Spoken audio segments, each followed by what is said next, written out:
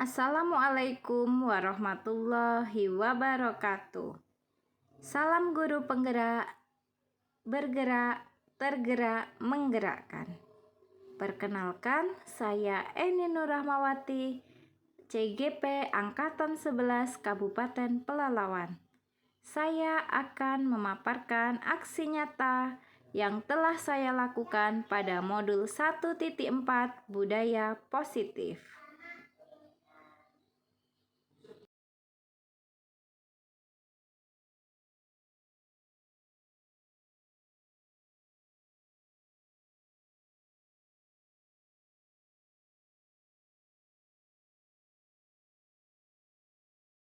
Pada pendidikan guru penggerak ini, saya didampingi oleh Bapak Santari SPD MPD sebagai fasilitator dan Bapak Anang Sutrisno SPD sebagai pengajar praktik.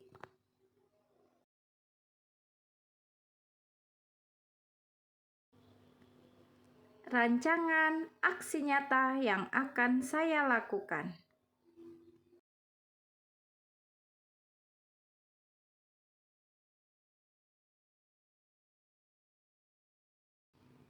Budaya positif merupakan perwujudan dari nilai-nilai atau keyakinan universal yang diterapkan di sekolah. Suasana atau budaya yang berkembang di sekolah secara tidak langsung menjadi cermin dari tujuan mulia atau nilai-nilai yang sekolah anut dan yakini selama ini. Untuk itulah menciptakan lingkungan positif agar terbentuk suasana budaya positif.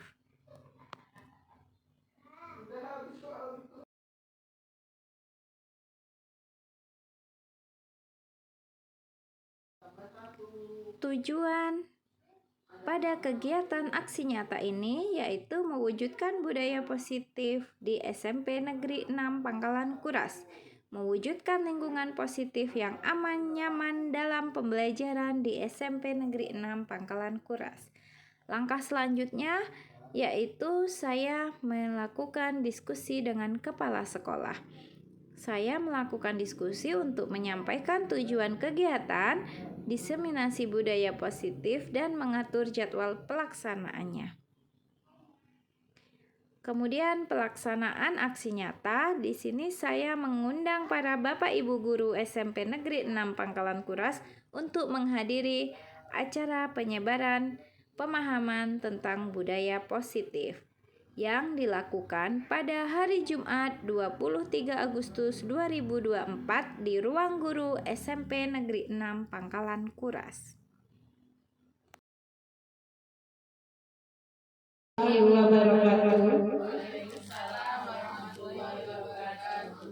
Yang saya hormati Ibu Kepala Sekolah SMP Negeri 6 Pangkalan Kuras, yang saya hormati Bapak Ibu guru tenaga pendidikan SMP 6 Pangkalan Kuras.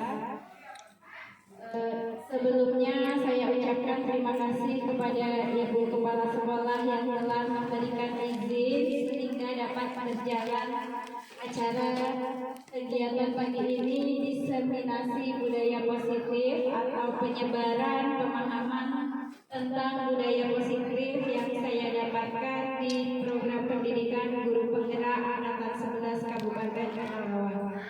Pertama dan yang paling utama, marilah kita panjatkan rasa syukur kita kepada Allah karena atas limpahan rahmatnya kita bisa beraktivitas di pagi hari ini dengan baik. Salawat serta salam marilah kita haturkan kepada junjungan Nabi kita Nabi Muhammad SAW dengan mengucapkan Allahumma sholli ala Sayyidina Muhammad wa ala ali Sayyidina Muhammad. Semoga di akhirat kelak kita mendapatkan syafaat. Amin. Baiklah, di sini saya akan menyampaikan hasil belajar saya tentang budaya positif yang telah saya lalui dan akan saya sebarkan pemahaman saya ini. Harapannya kedepannya kita bisa terapkan bersama di sekolah kita.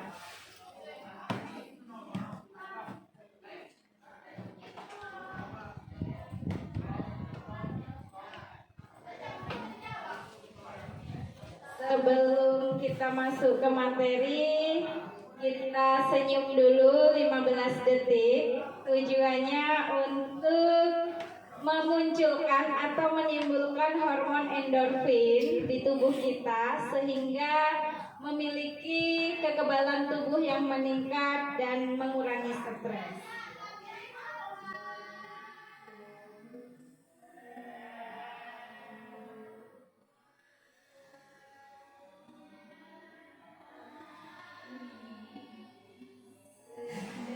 Senyum Pepsodent.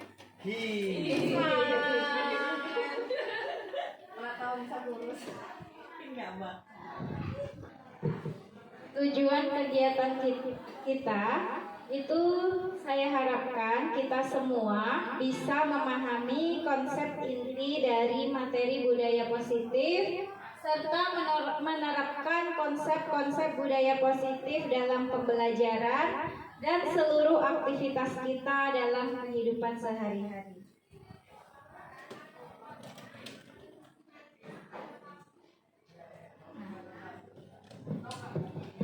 Perubahan paradigma belajar. Yang dimaksud perubahan paradigma belajar ini diharapkan kita bisa membuka pikiran kita untuk menerima hal-hal baru dan bisa menerapkannya di kehidupan kita. Salah satu poin-poin dari perubahan paradigma belajar itu semua upaya pendidikan harus berpusat pada kepentingan siswa. Kemudian sistem pendidikan nasional itu tidak bisa berjalan sendiri. Kita harus berkolaborasi untuk mencapai tujuan pendidikan berjalan dengan baik. Kemudian dalam pembelajaran sesuai dengan kodrat zaman, kita sebaiknya memanfaatkan teknologi untuk fasilitas pendidikan. Kemudian mengubah mindset birokrasi menjadi lebih baik lagi.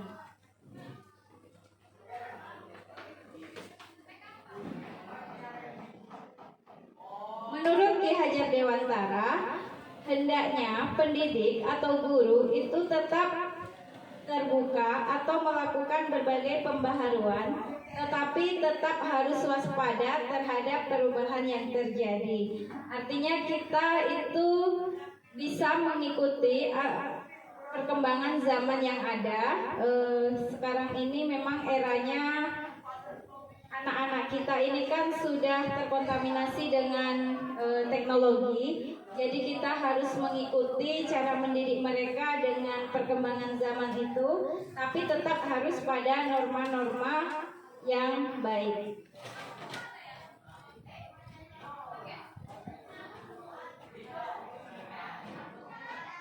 Nah, kita masuk ke budaya positif. Budaya positif yang sudah ada di sekolah kita itu budaya 5S, tidak bosan-bosan kita selalu menerapkan dan mengingatkan anak-anak kita untuk senyum, sapa, salam, sopan, dan santun. Kemudian kita juga sudah mengaktifkan literasi. Kemudian kita juga memiliki program baru yaitu rambut rapi. Kemudian yang sudah rutin berjalan Rohis dan Rokris. Kita juga selalu menanamkan gotong royong. Kemudian Senin mengaji dan selalu berpakaian rapi pada anak. Budaya positif di sekolah merupakan nilai-nilai, keyakinan-keyakinan, dan kebiasaan-kebiasaan di sekolah yang berpihak pada murid agar murid dapat berkembang menjadi pribadi yang lebih kritis, penuh hormat, dan tanggung jawab.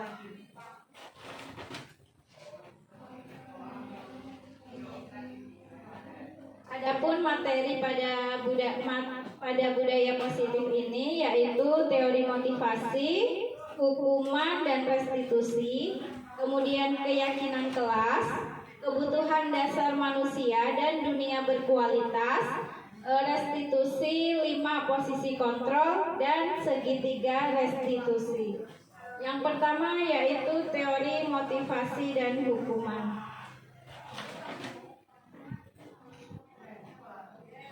Nah, makna disiplin merupakan belajar mengontrol diri dan menggali potensi diri kita sendiri agar tercapainya tujuan yang mulia, yaitu menjadi seseorang yang dari diri kita dengan nilai-nilai diri yang kita hargai.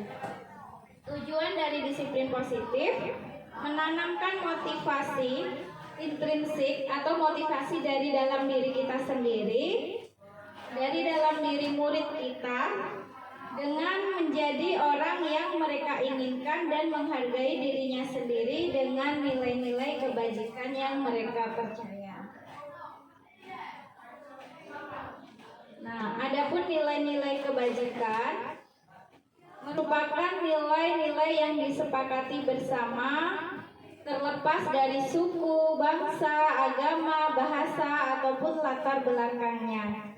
Ilmuwan Diane Gozen mengemukakan bahwa dengan mengaitkan nilai-nilai kebajikan yang diyakini seseorang, maka motivasi intrinsiknya akan terbangun, sehingga menggerakkan motivasi diri dalam mencapai tujuan yang mulia.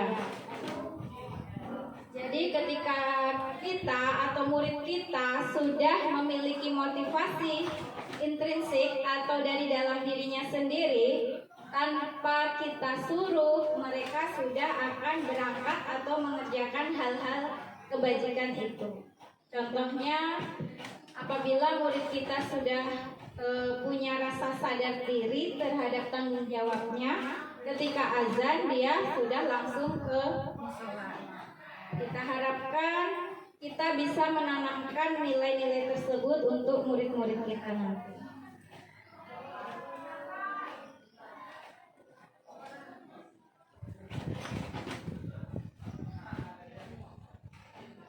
Nah, motivasi perilaku manusia itu ada 3 tingkatan.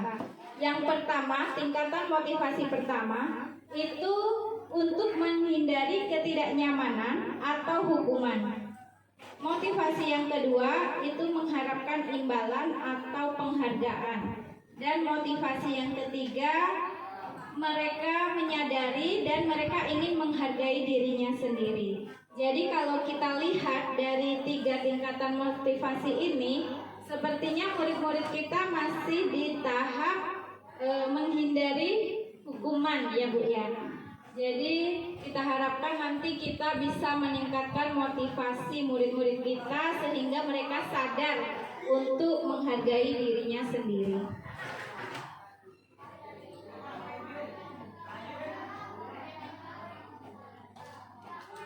Nah,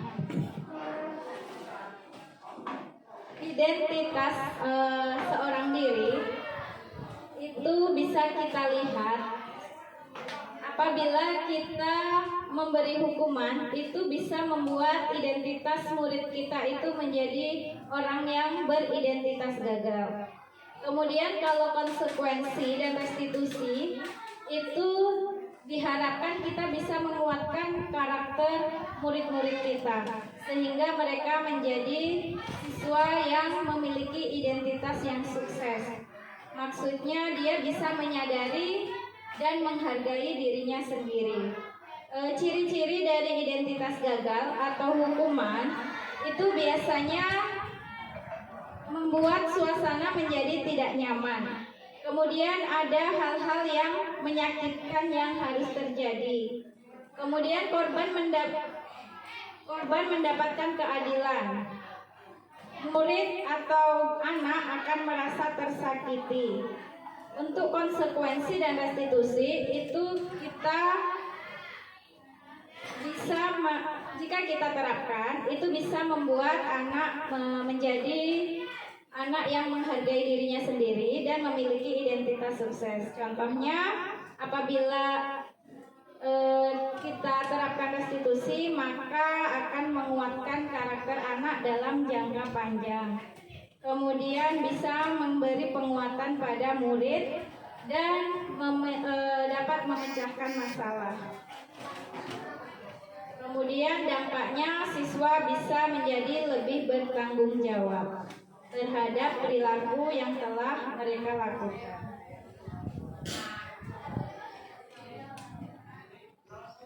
Restitusi, apa itu restitusi? Restitusi merupakan menciptakan kondisi bagi murid untuk memperbaiki kesalahan sehingga mereka bisa kembali pada kelompok mereka dengan karakter yang lebih kuat. Jadi kalau restitusi itu kita menanyakan masalah itu kepada siswa, kemudian nanti siswa menyadari, kemudian kita buat kesepakatan bersama apa konsekuensi dari yang telah mereka lakukan. Nanti pada poin terakhir atau bab terakhir ada segitiga restitusi, cara untuk menyelesaikan masalah. Ciri-ciri restitusi itu restitusi dapat memperbaiki hubungan. Kemudian restitusi itu berupa tawaran, bukan paksaan.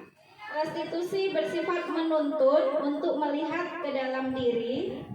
Restitusi mencari kebutuhan yang dasar berdasarkan tindakan.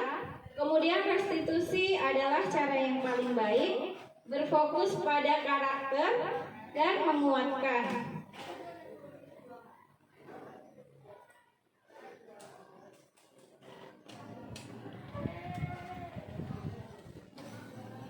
Nah, ini ada sedikit kuis, coba kita tebak bersama.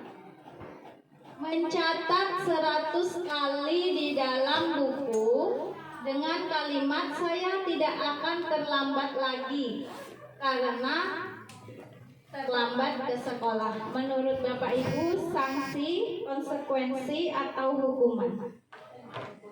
Hukuman, kita lihat ya. Salah, dia sanksi. Lanjut.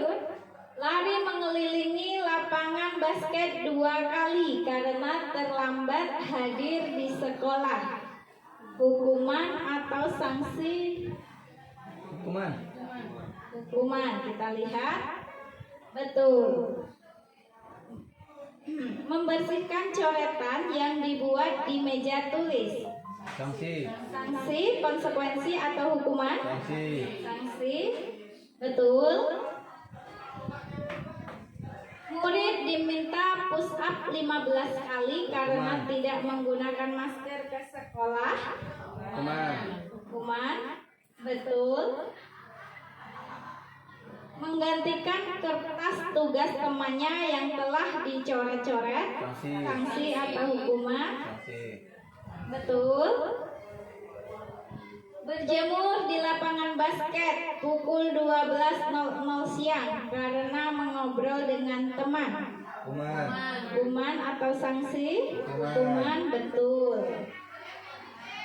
Murid diminta bertelanjang kaki sepanjang hari karena tidak menggunakan sepatu warna hitam sesuai peraturan sekolah.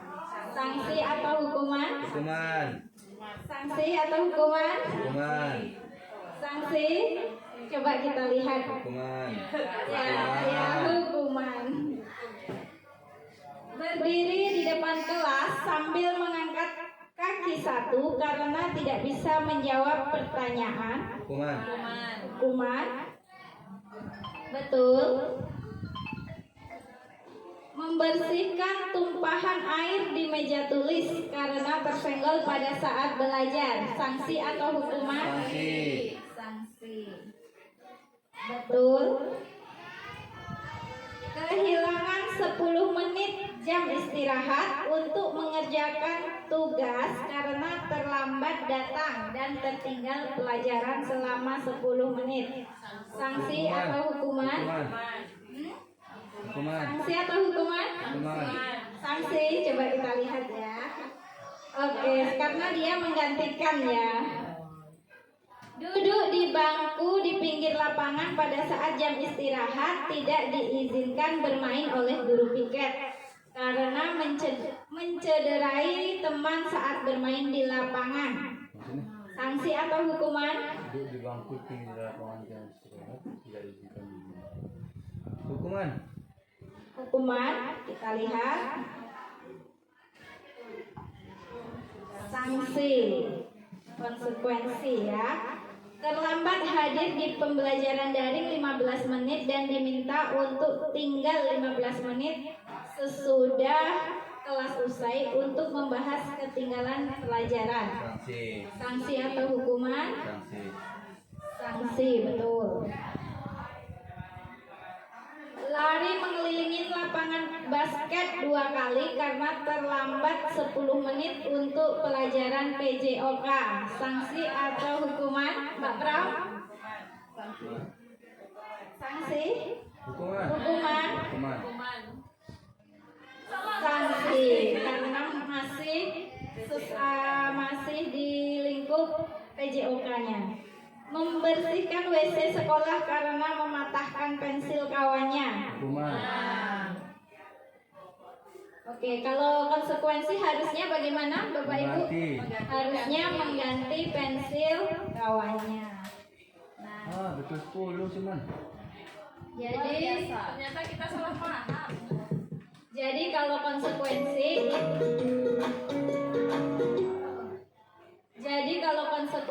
itu kita mengganti atau menebus kesalahan kita untuk memperbaiki keadaan. Tapi kalau hukuman tadi pelanggarannya apa, hukumannya apa itu terlihat seperti tidak nyambung. Berarti selama masih nyambung boleh-boleh aja berarti. Boleh. Karena kan restitusi itu kan memperbaiki hubungan, memperbaiki keadaan dan menguatkan karakter. Nah, sekarang kita ice breaking dulu.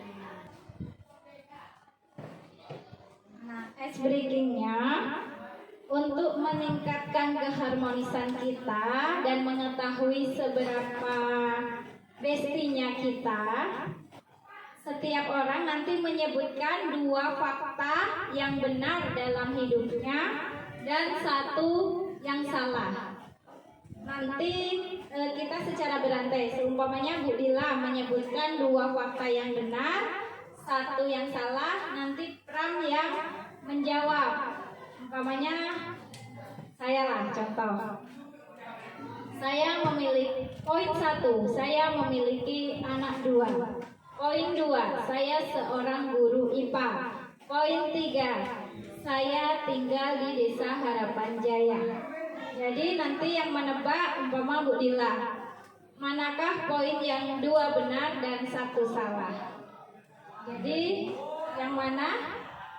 Jadi 2 fakta, 1 poin salah, tapi posisi letaknya boleh, umpama kalau tadi kan saya menempatkannya di posisi pertama, boleh di posisi ketiga, kedua. Jadi nanti rekan kita yang menebak poin 1 dan 3 yang fakta, poin 2 yang salah. Kita mulai dari Bu Dila dulu. Pram deg-degan ya. Kita mulai dari Bu Dila, ditebak oleh Pram. Bisa Pram? Bisa. Nanti Pram ditebak oleh Bu Jum ditebak oleh Bu Vini, Bu Dani ke Bu Murda ke Bu Retno, ke Bu Tenti, Bu Nisa, ke Puja, nanti Puja ke Bu Dila. Oke, Pram, silakan ditebak. Saya tinggal di Harapan Jaya. Saya mengajar matematika. Saya orang yang berantakan. Silakan Pram. Poin yang fakta atau poin yang benar, umpama 1, 3, yang salah 2. Poin yang fakta 1 dengan 2. Poin yang fakta 1 dengan 2. Yang salah? Poin 3. Betul tidak Bu Dila? Betul. Oke, tepuk tangan dulu. Ada berteman ya. Oke, Besti berarti ya? Oke, sekarang Pram, nanti yang menebak Bu Jum. 2 fakta, Pram. 1 opini. Apa yang salah? Poin pertama, saya tinggal di Harapan Jaya. Poin kedua, saya sudah menikah. Poin ketiga, saya mengajak PJOK. Oke, silakan Bu Jum. Kan udah bestie. Udah besti Bu Jum. Yang fakta nomor 1 dan yang ketiga, yang tidak fakta nomor 2. Yeay. Selanjutnya Bu Jum ditebak oleh Bu Fini. Apa ya?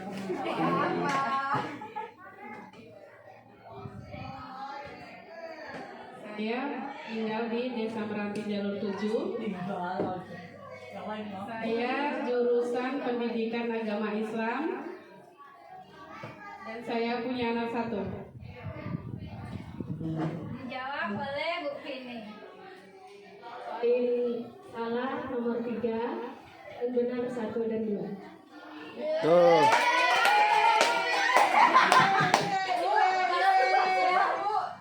Nanti kalau susah, angkat sana Pak. Tanya bestie. Poin pertama, saya belum menikah. Poin kedua, anak saya 2. Poin ketiga, suami saya 1. Oke. Poin yang salah ada di poin pertama dan yang benar ada di poin kedua dan ketiga. Oke. Lanjut Bu Dani. Kita bestie kan Bu. Tebak aku. Biasa bestie ya. Oke, poin pertama saya mengajar matematika. Poin kedua saya belum mempunyai anak. Poin ketiga saya ke sekolah menggunakan motor Scoopy. Yang poin yang salah adalah poin yang pertama. Ya, yang kedua dan ketiga adalah benar. Sekarang berapa ya? Bu Murda ditebak oleh Bu Retno. Yang pertama saya adalah milenial. Ini bahasanya. Salah betul ya? Salah milenial bukan 11. Yang kedua saya agak cengeng. Terus yang ketiga saya masih muda. Salah. Yang ketiga Saya guru BK. saya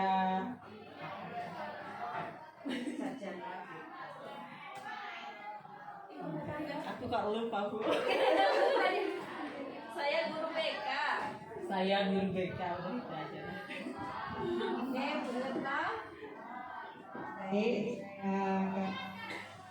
jawab mana yang benar dan yang salah. Untuk yang salah poin nomor 1 karena Bu Murda itu seangkatan hampir sama dengan saya. Kemudian poin yang benar adalah poin nomor 2 dan 3. Berarti terkenal ya, maksudnya Bu Murda itu guru BK dan mudah menangis. Oke. Itu lebih apa? Lebih apa ya? Lebih ke apa ya? Melo, Bu, melo. Pertanyaannya berarti lebih ke terlalu privasi nggak gitu ya? Enggak, itu artinya kita bestie karena kita mengenal Bu Murda itu seperti apa. Oke, Bu Retno dijawab oleh Bu Terti.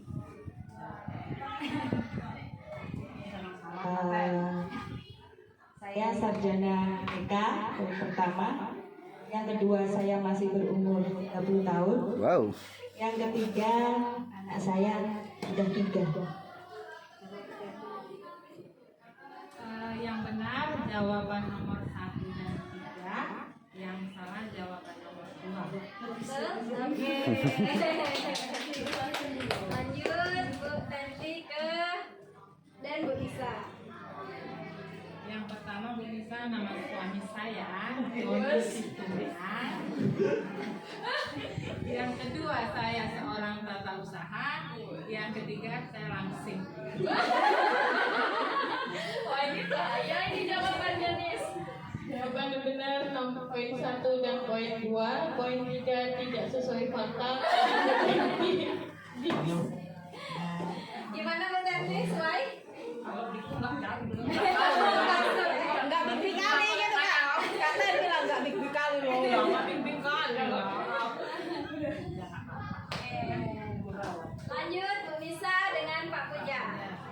Saya sarjana agama. Saya sebagai guru agama, poin 2. Dan poin 3, saya sebagai operator sekolah. Fakta atau tidak? Oke, untuk yang faktanya poin 1 dan 3. Untuk yang tidaknya atau hoaxnya poin 2. Oke, betul Bu Nisa? Betul. Oke. Lanjut. Oke. Pak Koja dengan Bu Dila. Harus berhima ini. Oke, yang pertama saya itu guru informatika. Yang kedua saya satu angkatan sama Kak Dila.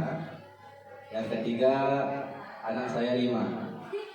Poin yang salah adalah yang C. Amin. Itu kayaknya doa ya kan, bukan poin salah. Oke, terima kasih atas ice breaking-nya. Dengan demikian kita bisa meningkatkan rasa keharmonisan kita di lingkungan kerja kita. Selanjutnya yaitu keyakinan kelas. Mengapa keyakinan kelas? Mengapa tidak peraturan kelas saja? Adakah Bapak Ibu yang ingin berpendapat? Oke, silahkan Bu Dila. Kalau peraturan kelas biasanya dibuat langsung oleh guru, tapi kalau keyakinan kelas kita menggali dari pemikiran anak-anak seperti apa nanti keyakinan kelas yang ingin mereka inginkan gitu, senyaman apa mereka di kelas, kemudian apa hal-hal yang pengen mereka lakukan di kelas. Itu aja Bu Eni. Baik, terima kasih, luar biasa Bu Dila. Jadi betul sekali jawaban Bu Dila. Jadi keyakinan kelas itu kita menggali pendapat siswa kita, sedangkan kalau peraturan kelas itu biasanya sudah menjadi ketetapan dan mereka harus mematuhi. Padahal belum tentu peraturan yang kita berikan itu sesuai dengan hati dan pikiran ataupun pendapat mereka. Nah, dalam pembentukan atau pembuatan keyakinan kelas, itu langkahnya yang pertama mempersilahkan warga sekolah atau murid-murid untuk mencurahkan pendapatnya. Kemudian mencatat semua masukan di tempat yang bisa dilihat hasil pendapat murid kita. Kemudian ditinjau kembali daftar curah pendapat dengan pendapat yang sudah dicatat.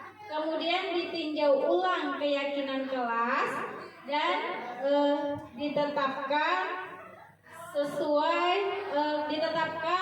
oleh seluruh warga kelas. Kemudian kalimat-kalimat keyakinan kelas ini kita ubah menjadi kalimat-kalimat positif. Kemudian keyakinan kelas ditempel di mana seluruh warga kelas bisa melihatnya. Jadi di sedikit video hanya beberapa detik kemarin kesutnya saat saya melakukan keyakinan atau kesepakatan kelas di kelas 8 khusus untuk pelajaran IPA. Jadi mereka berpendapat, ada yang menjawab itu menghormati pendapat teman.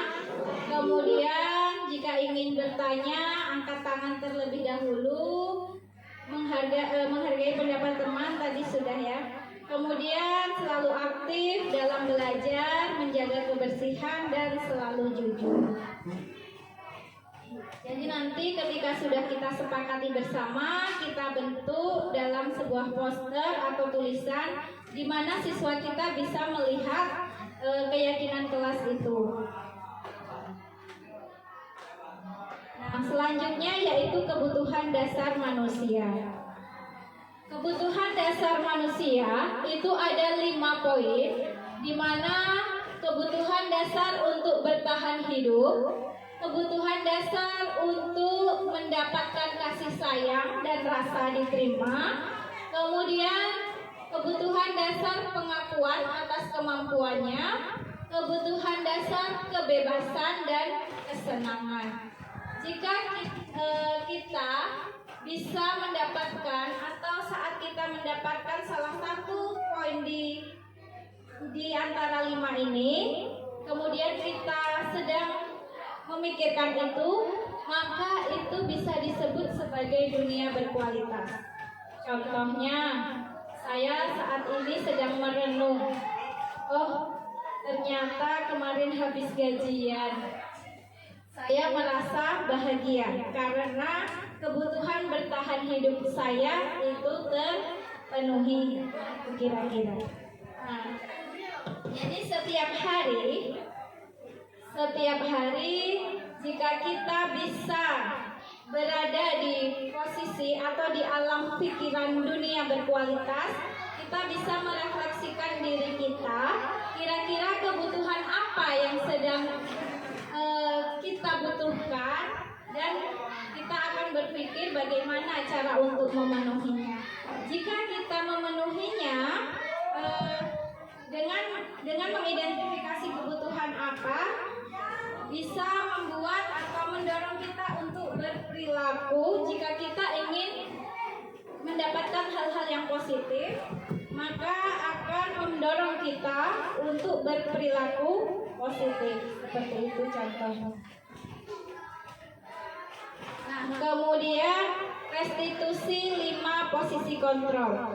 Jadi kita sebagai guru atau sebagai pemimpin pembelajaran di kelas, itu kita bisa menempatkan di mana posisi kita ke murid-murid kita. Apakah sebagai penghukum, pemantau, pembuat rasa bersalah, teman, dan manajer. Coba kita lihat sedikit video ini untuk melihat di manakah posisi kita.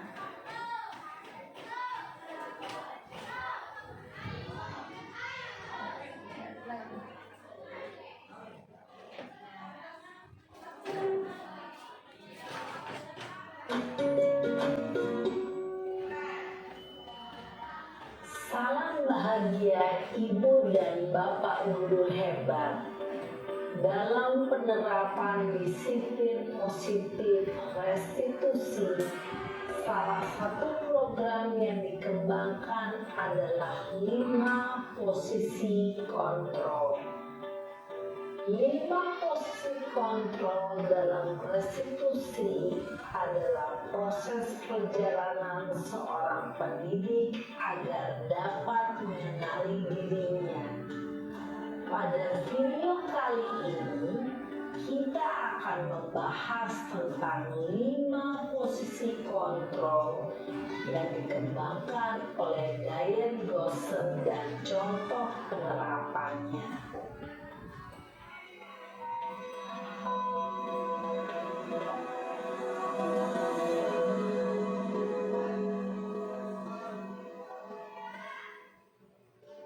Lima posisi kontrol itu adalah: 1. Posisi penghukum. 2. Posisi pembuat merasa bersalah. 3. Posisi teman. 4. Posisi pemantau atau monitor. Dan 5. Posisi manajer.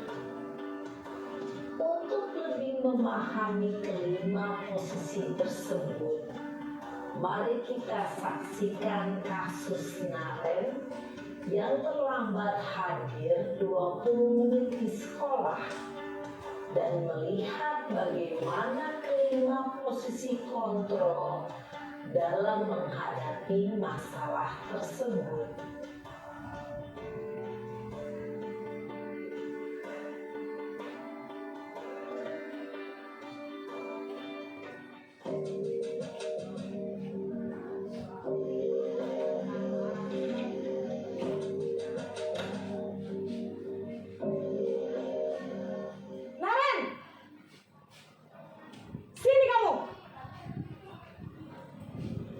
Selamat pagi, Bu.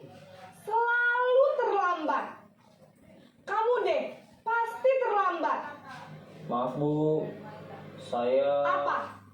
Apa coba? Alasan kamu apa lagi?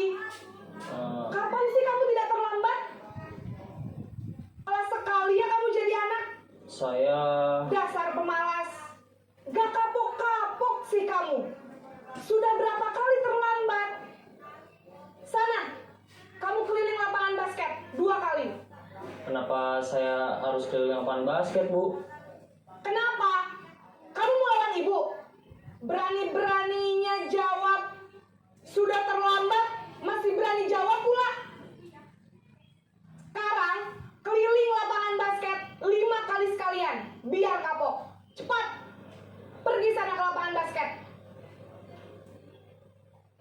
Posisi penghukum biasanya berbicara dengan nada tinggi, menghardik, menunjuk-nunjuk, menyakiti, dan menyindir. Hukuman bisa berupa fisik maupun psikis. Ibu dan bapak guru hebat. Dampak yang terjadi pada murid ketika guru berada pada posisi penghukum adalah murid cenderung akan memberontak, bahkan menyimpan dendam.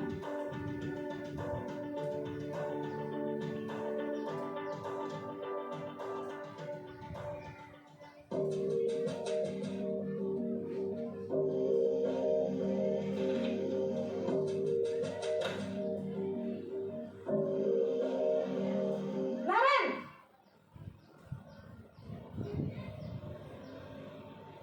Selamat pagi, Bu. Naren. Kamu kenapa terlambat lagi, nak?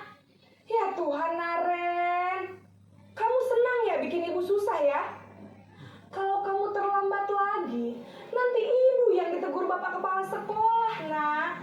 Disangka ibu tidak bisa membina kamu. Duh, gimana ini? Maaf, Bu. Duh, Gusti Naren.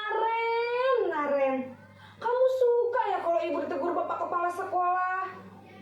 Terus, sekarang ibu harus tulis apa ini di buku absen? Ini kamu sudah sering terlambat loh.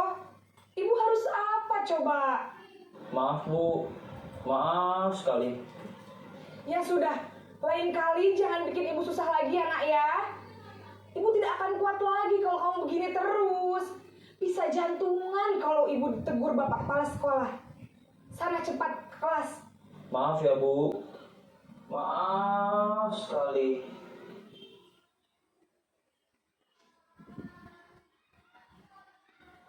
Posisi pembuat rasa bersalah berbicara dengan nada tenang, cenderung lembut.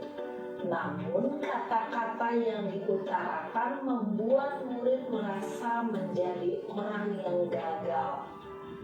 Memandang buruk dirinya sendiri, merasa tidak berharga, dan tidak sanggup membahagiakan orang lain. Ketika guru mengambil posisi pembuat rasa bersalah, murid akan menganggap dirinya yang bersalah dan ia akan menyimpan emosi negatif tersebut di dalam dirinya.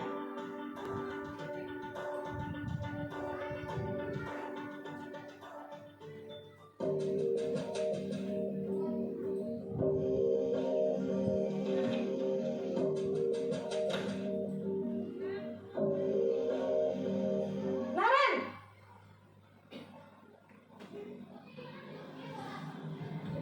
Selamat pagi, Bu. Wah, sudah jam berapa ini, nak? Terlambat lagi ya, sayang. Iya, Bu. Habis ibu saya lupa bangunkan saya, Bu. Kamu malah menyalahkan ibu kamu. Kamu bukannya anak yang larinya paling kencang. Kok terlambat sih? Iya, Bu. Saya memang terlambat bangun tadi. Jadi, biarpun saya lari kencang, tetap gak kekejar, Bu. Ya sudah sana. Nanti lain kali larinya lebih kencang lagi ya. Biar gak terlambat lagi. Bikin seneng ibu. Demi ibu. Bisa kan? Bisa lah, Bu. Ya sudah sana masuk kelas. Ibu beresin urusan absen kamu. Kamu ini ada-ada saja. Dalam posisi teman, guru berbicara dengan nada suara ramah, akrab, cenderung bersenda gurau untuk menjaga suasana tetap santai. Murid akan merasa senang, aman, dan akrab dengan guru. identitas yang tercipta adalah identitas sukses atau berhasil. Namun, perlu diingat, karena ini masih dorongan eksternal, maka ada faktor ketergantungan dari murid kepada orang tertentu. Di sini, guru absennya, sehingga di lain waktu, murid bisa berperilaku baik, namun hanya kepada orang-orang tertentu saja.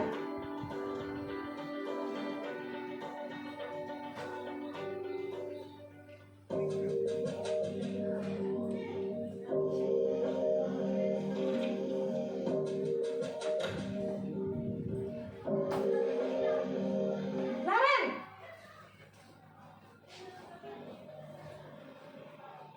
Selamat pagi, Bu. Naren, apa peraturan sekolah kita tentang jam berapa kita harus masuk sekolah, nak? Kita harus di sekolah jam 7, Bu. Iya, betul. Sekarang sudah jam 7.20. Naren sudah tahu konsekuensinya jika terlambat hadir. Paham, Bu. Saya harus tinggal kelas pas jam istirahat selama 20 menit. Iya, benar. Konsekuensinya demikian. Jadi nanti jam 9.30 pas istirahat, kamu harus tinggal di kelas, kerjakan tugas tambahan untuk ketertinggalan kamu, ya? Baik, Bu. Posisi pemantau mengandalkan penghitungan atau data untuk mengontrol murid. Guru mengarahkan murid berdasarkan peraturan dan konsekuensi. Seorang pemantau menunjukkan bahasa tubuh dan ekspresi wajah yang datar dan cenderung formal.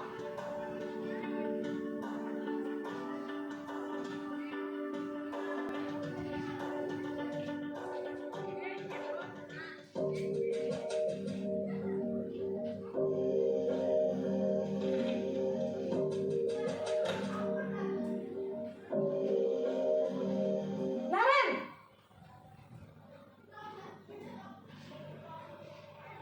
Selamat pagi, Bu. Selamat pagi, Naren. Maaf, Bu. Saya terlambat. Iya, sekolah masuknya jam 7, sekarang sudah jam 7.20.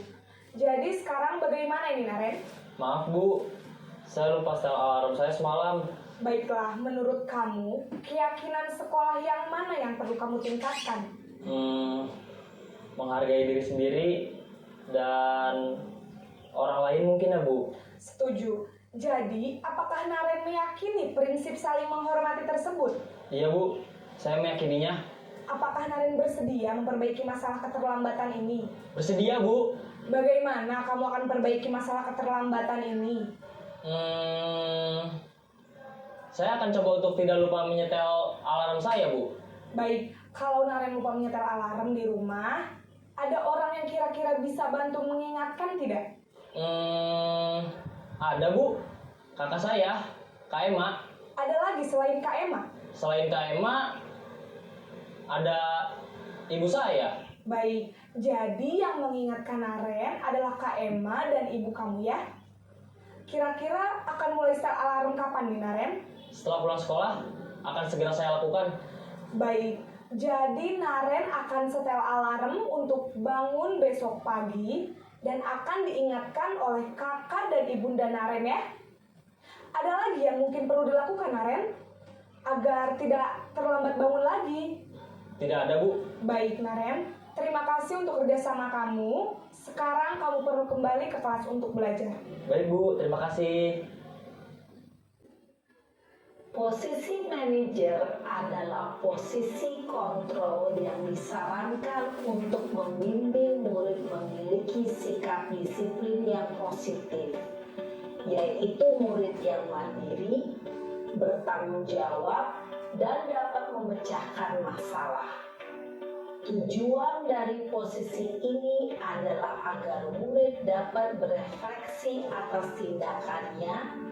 Guru akan dengan tulus memberikan pertanyaan-pertanyaan bermakna sehingga membuat murid dapat belajar dari kesalahannya dan mencari sebuah solusi untuk menyelesaikannya.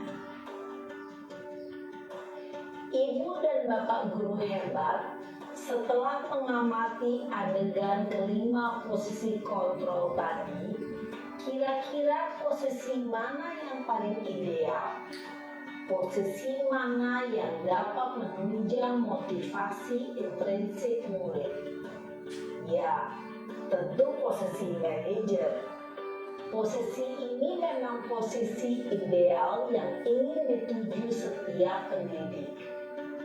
Pada posisi inilah guru dapat menerapkan disiplin positif yang berpihak pada murid, yang memerdekakan murid. Perjalanan seorang pendidik tentunya tidak mudah untuk sampai pada posisi seorang manajer. Namun, tujuan kita pasti, yaitu menciptakan murid-murid yang mandiri, merdeka, dan bertanggung jawab. Semoga penggambaran 5 posisi kontrol yang telah diperlihatkan ini dapat menjadi ajang refleksi bagi kita semua, agar dapat terus mengasah dan menerapkan disiplin positif yang memerdekakan murid. Mari terus berlatih dan bersemangat. Selamat menerapkan.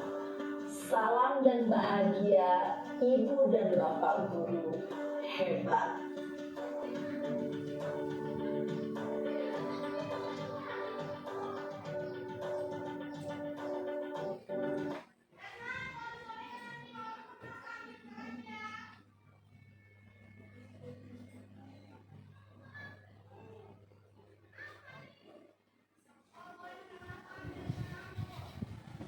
Baik, setelah melihat video tadi, kira-kira di manakah posisi kontrol kita? Sekiranya bisa dijawab di dalam diri kita sendiri, kita refleksikan, dan kedepannya kita perbaiki bersama. Selanjutnya yaitu segitiga restitusi.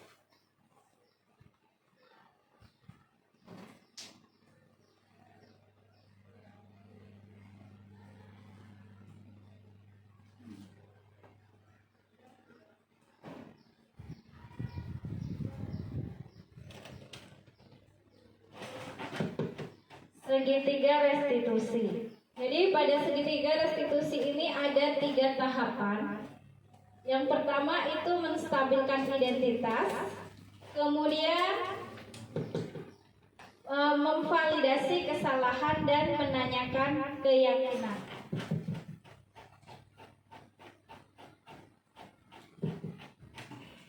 Restitusi itu tadi sudah kita bahas di awal tadi, bahwa dalam penerapan restitusi itu tujuannya untuk memperbaiki keadaan dan menguatkan karakter siswa.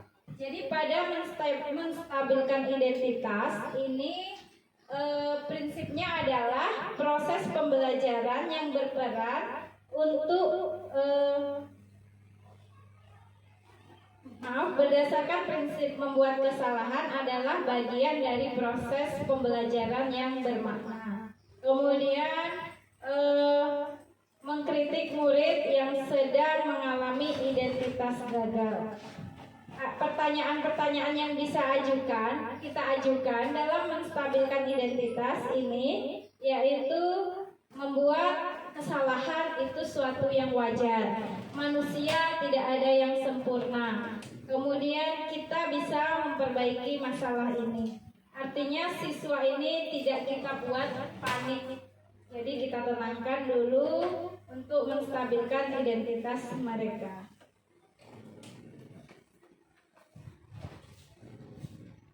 Kemudian yang kedua yaitu validasi tindakan salah. Pada tahapan ini, itu teori kontrol menyatakan bahwa pada dasarnya kita termotivasi secara intrinsik. Kemudian saat perilaku telah divalidasi dan identitas sukses telah berhasil, maka murid telah siap mengaitkan keyakinannya dengan tindakan yang salah. Pertanyaan-pertanyaan yang bisa kita ajukan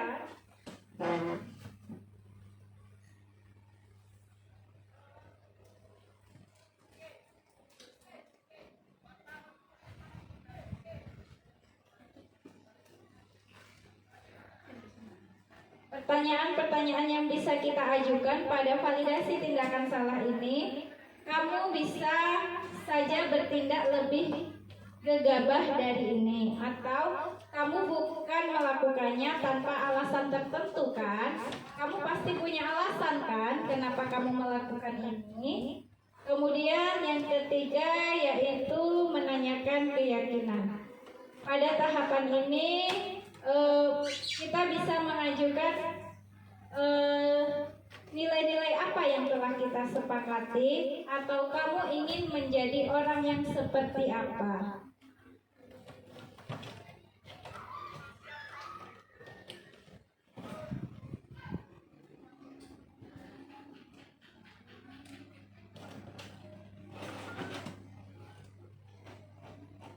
Ini sedikit contoh. Saya kemarin melakukan praktik segitiga restitusi. Seorang murid bernama Putri, dia cabut pada pelajarannya Pak Puja. Contoh Pak Puja.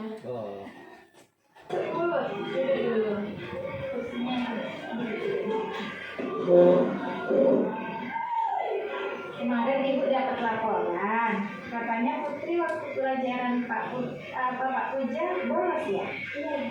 Kemana Putri? Oke, setiap orang pasti pernah melakukan kesalahan. Menurut Putri ada nggak manfaatnya pergi ke kafe itu?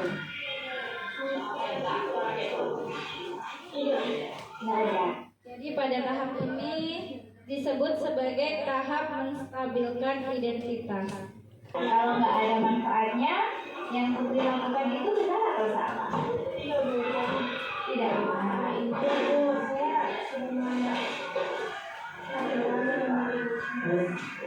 Nah, kalau gitu kenapa Putri membolos? Saya bosan Bu, terus ada teman yang ngajak bolos ini saya ikut. Pada tahap ini kita memvalidasi tindakan, alasan kenapa anak kita melakukan itu. Sekarang kita sudah sadar belum? Sudah mau bolos lagi? Tidak Bu. Tidak. Kalau tidak, apa yang akan Putri lakukan? Sudah Bu, ini minta maaf. Ini tidak akan mengulang lagi. Jadi Putri udah nggak mau bolos lagi? Ya Bu. Nah, untuk konsekuensi yang kemarin Putri udah bolos, apa yang akan Putri lakukan? Saya mau minta maaf sama Pak Puja dan mau minta pada tahap terakhir yaitu menanyakan keyakinan dan konsekuensi yang akan dilakukan atas perilaku yang telah dilakukannya di hari kemarin. Oke, jadi nanti minta maaf sama Pak Puja dan minta tugas ya dari yang kamu bolos kemarin, minta ganti tugasnya. Semoga kedepannya ini pelajaran untuk Putri. Tidak Putri ulangi lagi kita. Sudah. Salam.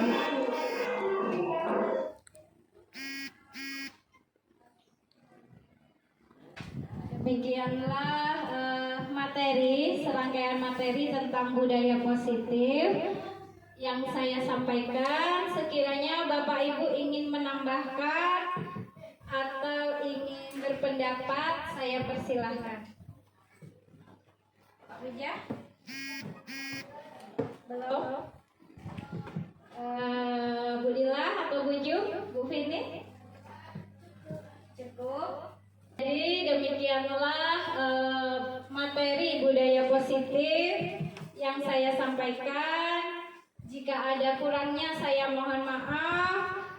Jika ada manfaatnya sebaiknya segera kita terapkan di sekolah kita agar kita bisa menjadi teladan dan bisa membuat karakter peserta didik kita lebih kuat, sehingga peserta didik kita memiliki identitas yang sukses. Saya akhiri, wassalamualaikum warahmatullahi wabarakatuh.